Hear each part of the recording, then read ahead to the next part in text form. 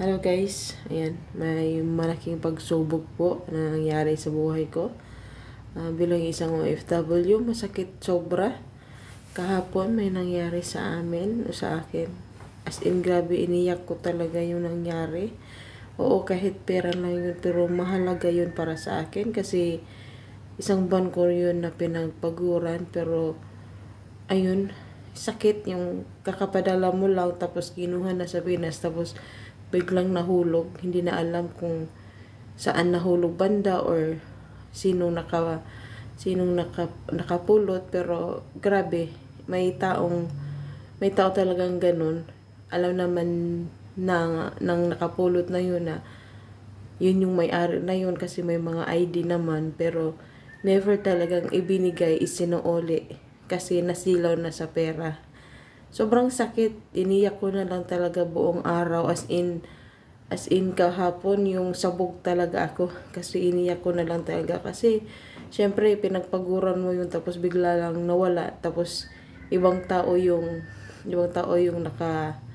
nakapulot, ibang tao yung nakapakinabang sa pinaghirapan ko ng isang buwan. Masakit lang, as in sobra. Kasi dito bilang isang kadama abroad, hindi ganoon kadali ang trabaho namin.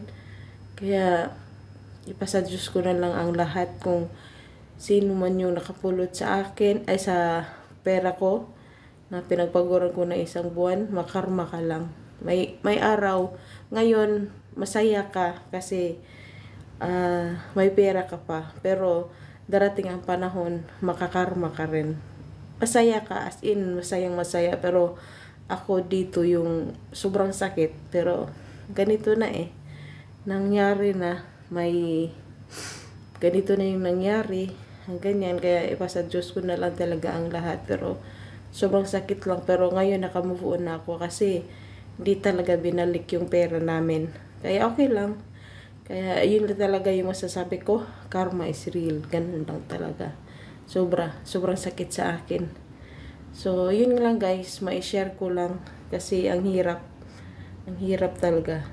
So, bye for now. Share ko lang po guys.